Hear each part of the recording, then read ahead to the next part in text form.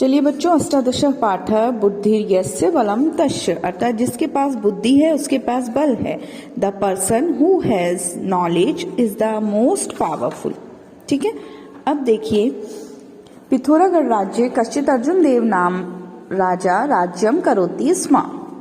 पिथौरागढ़ राज्य में कोई अर्जुन देव नाम का राजा राज्य करता था। ठीक है, करोति स्म कौन सा लकार है इसमें है लंग लकार भूतकाल। ठीक है, आपको कई प्रकार बताए मैंने पहचानने के, तो उसका एक पहचान का तरीका ये भी है कि अंत में स्मा जिसमें प्रयोग किया जाता है धातु के साथ, वहां पर भी लंग लकार भूतकाल का प्रयोग किया जाता है। सह अत्यंत उदारः दानी वीरश्चापि आसीत्। वह अत्यंत उदार दानी वीरश्चापि, यहाँ पर देखिए वीर च अपि आसीत्, वीर भी था, आसीत मतलब था।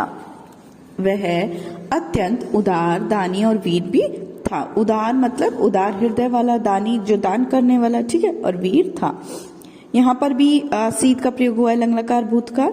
ठीक है, कोई भी स्टोरी हम पढ़ते हैं तो पास्ट टेंस में ही होती है ना, तो ये भी लंग लकार भूतकाल में ही कहानी है आपकी। तस्य राज्ये कोऽपि जनः दुःखित नासीत्, पंच महाराज अर्जुन देव स्वमति दुखम अनुभवति स्म। उस राज्य में कोई भी जन, कोई भी व्यक्ति दुखी नासीत, न जमा आसीत, नहीं था। परंच यानी परंतु, यह एक अव्यय है। महाराज अर्जुन देव स्वमतीव दुखम अनुभवति स्म, स्वयं ही अपने दुख में, अपने आप में दुख अनुभव करते थे। वो खुद क्यों दुखी रहते थे? ये तो ही तस्य कोऽपि संतति ही नासीत, क्योंकि उनकी कोई भी संतान नहीं थी। कोऽपि, को जमा अपि, कह जमा अपि, कोऽपि यानी कोई भी संतान उनकी नहीं थी। अपूर्वाग्रह संधि हुई है यहाँ पर। अहोरात्रम इदमेव चिंतयन् यापयति स्म यत् मम मृत्यु अनंतरम चतुरः बुद्धिमान च को वा उत्तराधिकारी भविष्यति। अहोरात्रम यानी दिन रात, अहो यानी दिन, रात यानी रात्रम यानी रात, दिन रात। इदमेव चिंतयन्, वो यही सोचते रहते थे। याप्यति यानी सोचते रहते थे, व्यतीत करते थे। याप्यति यानी व्यतीत, यही सोचकर व्यतीत करते थे। यत् मम मृत्यु अनंतरम चतुरः बुद्धिमान च को वा उत्तराधिकारी भविष्यति, यदि मेरी मृत्यु के बाद कौन बुद्धिमान और चतुर मेरा उत्तराधिकारी होगा। ये राजा क्यों सोचते थे? क्योंकि राजा के कोई संतान नहीं थी और इसी कारण राजा दुखी रहते थे। और उनका दुख का कारण क्या था कि आज तो मैं अपना राज्य बहुत अच्छे से संभाल रहा हूँ, कल को मेरा राज्य किसी ऐसे व्यक्ति के हाथ में ना चला जाए जो कि जिसको नहीं कुछ आता हो या बुद्धिमान ना हो, चतुर ना हो। तो वो यही सोचते थे मेरे मृत्यु के बाद कौन चतुर और बुद्धिमान व्यक्ति उत्तराधिकारी होगा। एकदा तेन स्वीये राज्ये इमाम घोषणाम अकार्यत, एक बार उन्होंने अपने राज्य में यह घोषणा की। कौन सी घोषणा की? यत् यह कोऽपि मम अर्जुन देवस्य कृतयाम परीक्षाम उत्तीर्णो भविष्यति तमेव जनम अहम स्वस्य राज्यस्य उत्तराधिकारी रूपेण चयनम करिष्यामि। कि क्या घोषणा की कि जो एकदा तेन स्वीये, उन्होंने अपने राज्य में घोषणा की, जो कोई भी अर्जुन देव की द्वारा कृतयाम की गई, मतलब ली गई परीक्षा में उत्तीर्ण होगा, पास होगा, तमेव जनम अहम स्वस्य राज्यस्य उत्तराधिकारी रूपेण चयनम करिष्यामि, उस व्यक्ति को मैं अपने पूरे राज्य का उत्तराधिकारी के रूप में चयन करूंगा। ठीक है। अस्माकं सेनायाः सर्वोत्तः उष्ट्र उत्थितः अस्ति, हमारी सेना के सर्वोन्नत। उसके बाद, ठीक है, उसके बाद क्या हुआ? घोषणां श्रुत्वा राज्यस्य युवः युवतयः नृपसदनम समागता, घोषणा सुनकर राज्य के युवक और युवती नृप सदन में आ गए। नृप सदन क्या होता है? जैसे राजा की जो सभा है उसमें समागता यानी आ गए, सम्मिलित हुए। निर्धारित दिन में राजा मंत्रीणाम दृष्टवान अस्माकं सेनायाः सर्वोत्तः उष्ट्र उत्थितः अस्ति तम आने। निर्धारित दिन में राजा ने मंत्री से को क्या कहा कि हमारे सेना का जो सर्वोन्नत सबसे उन्नत और ऊंचा ऊंट है, उष्ट्र उत्थित ऊंचा उठा हुआ ऊंट है, अस्ति तम आनय उसे लाइए। आनय आ मतलब लाओ, ठीक है, नी धातु है यहाँ पर और लंग लकार आनय मतलब लाओ, ठीक है। मंत्री उष्ट्रम नीत्वा आगतवान, मंत्री उष्ट्रम नीत्वा ऊंट को लेकर, नी धातु यहाँ पर कत्वा प्रत्यय लेकर, आगतवान आए, ठीक है। मंत्री ऊंट को लेकर आए। पुनः राजा अवदत् युव कहा, राजा ने दोबारा कहा युव का, भवत्सु यह अस्य उष्ट्रपीठस्य ऊपरी एकम पादम स्थापयति, कि आप यह ऊंट की पीठ के ऊपर एक पैर स्थापित करेगा। आप में से कोई भी जो ऊंट की पीठ पर एक पैर स्थापित करेगा, अपृष्ठपादः भूमौ सैव मम उत्तराधिकारी भविष्यति, और दूसरा पैर जो है वो नीचे रखेगा, वो ही मेरा उत्तराधिकारी होगा। क्या शर्त रखी राजा ने, क्या घोषणा की कि जो इस शर्त को मानेगा वो मेरा उत्तराधिकारी होगा। उसके लिए कि जो इस ऊंट की पीठ पर एक पैर और दूसरा पैर जमीन पर रख पाएगा वो ही मेरा उत्तराधिकारी होगा।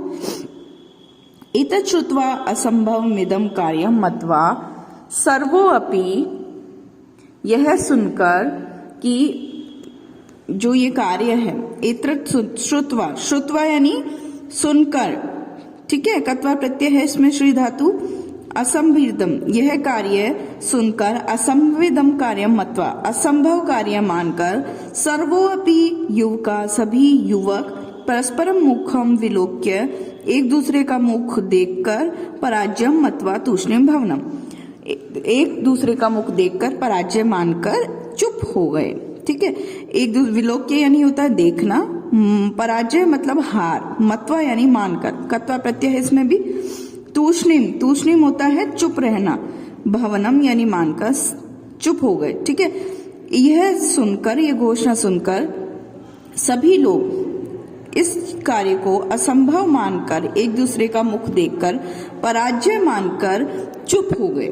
तदैव जनसमूहात् नृपस्य एकेन अनुचर पुत्रेण उक्तम, तभी वहां पर जनसमूह में से एक राजा के पुत्र ने कहा, एक अनुचर मतलब सेवक के पुत्र ने कहा, सेवक के उस समूह में नृपस्य एकेन, नृप के एक सेवक के पुत्र ने कहा, उक्तम यत् अहम एतत् कार्यं कर्तुम शक्नोमि यदि भवान आज्ञापयति।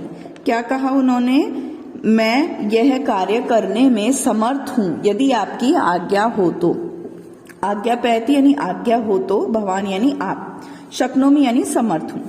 राजा चिंतयति, राजा ने सोचा, यत् राज्यस्य सर्वे युवान इदम कार्यम कर्तुम असमर्था सन्ति, कि जो राज्य के सभी युवा हैं वो इस कार्य को करने में असमर्थ हैं, तत्कार्य मम अनुचर पुत्रम कथम वा कर्तुम शक्नोमि, वह कार्य मेरे अनुचर यानी मेरे सेवक का पुत्र कैसे करने में समर्थ होगा।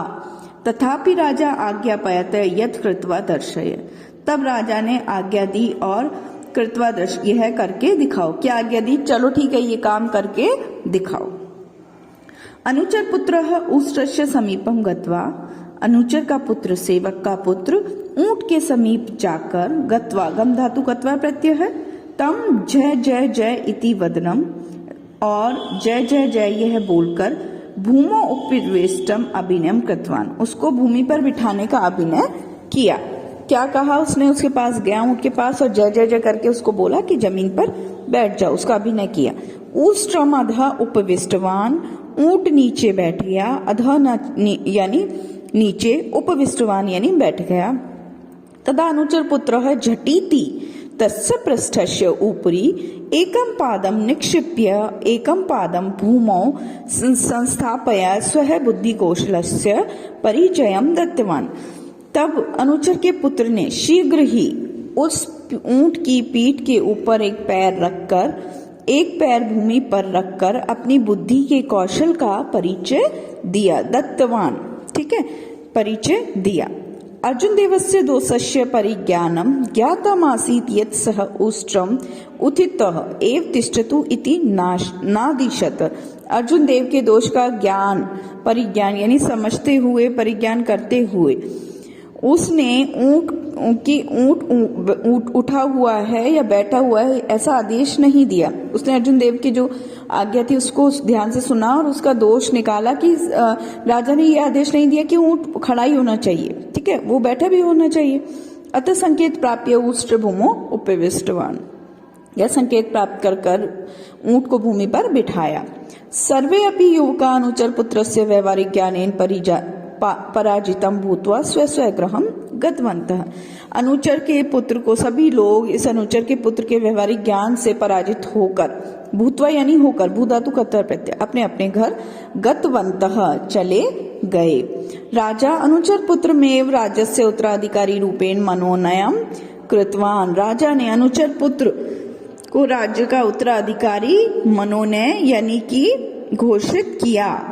अतः कथितम अस्ति, अनंत में कहा गया है कि बुद्धि यस्य बलम तस्य, जिसके पास बुद्धि है उसी के पास बल है। ठीक है बच्चों, चलिए अब देखते हैं प्रश्नाभ्यास कार्य।